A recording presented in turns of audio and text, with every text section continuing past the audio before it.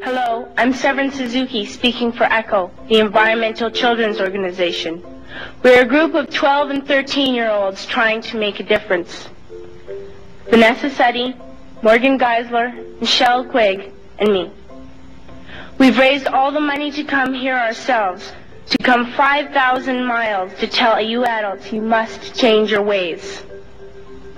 Coming up here today, I have no hidden agenda. I am fighting for my future.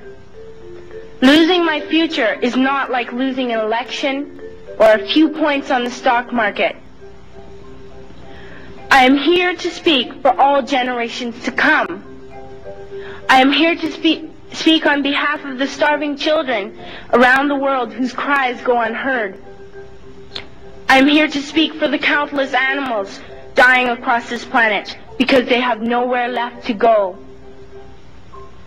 I am afraid to go out in the sun now because of the holes in our ozone. I am afraid to breathe the air because I don't know what chemicals are in it.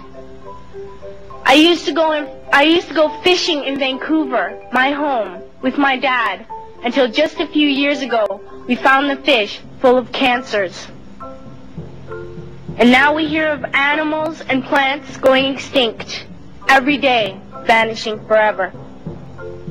In my life, I have dreamt of seeing the great herds of wild animals, jungles and rainforests full of birds and butterflies.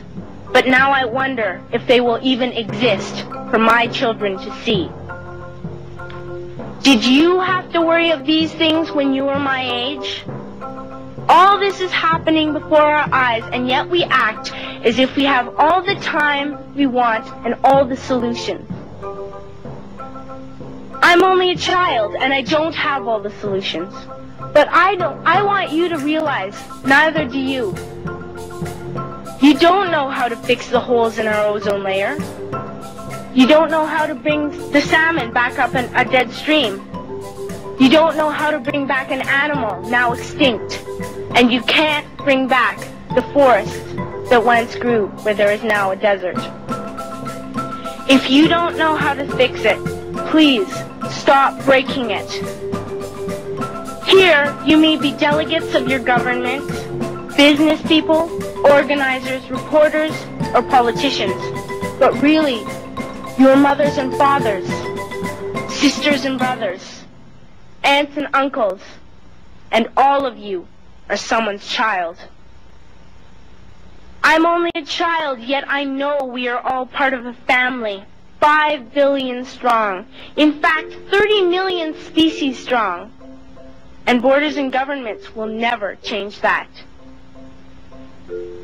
I'm only a child, yet I know we are all in this together and should act as one single world towards one single goal.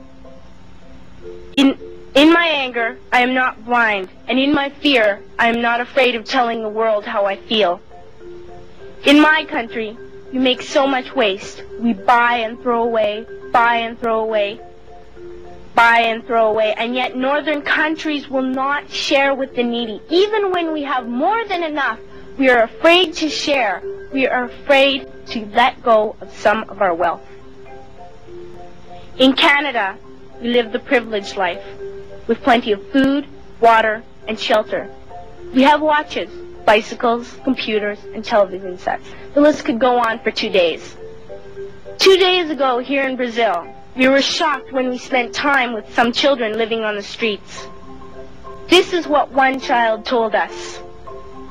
I wish I was rich.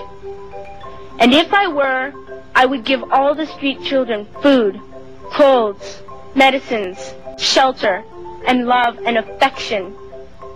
If a child on the streets who has nothing is willing to share, why are we who have everything still so greedy?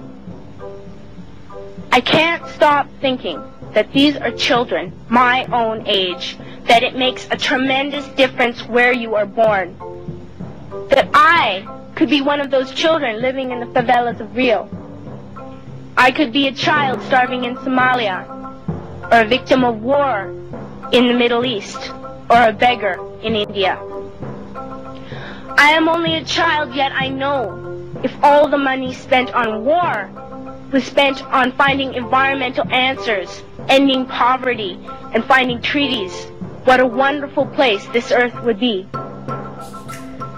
At school, even in kindergarten, you teach us how to behave in the world.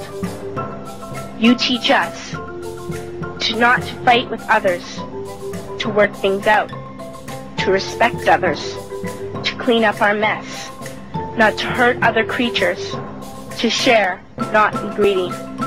Then why do you go out and do the things you tell us not to do? Do not forget why you are attending these conferences, who you're doing this for. We are your own children. You are deciding what kind of a world you're growing up in. Parents should be able to comfort their children by saying, everything's going to be all right. It's not the end of the world, and we're doing the best we can. But I don't think you can say that to us anymore. Are we even on your list of priorities? My dad always says, you are what you do, not what you say. Well, what you do makes me cry at night. You grown-ups say you love us, but I challenge you, please, make your actions reflect your words.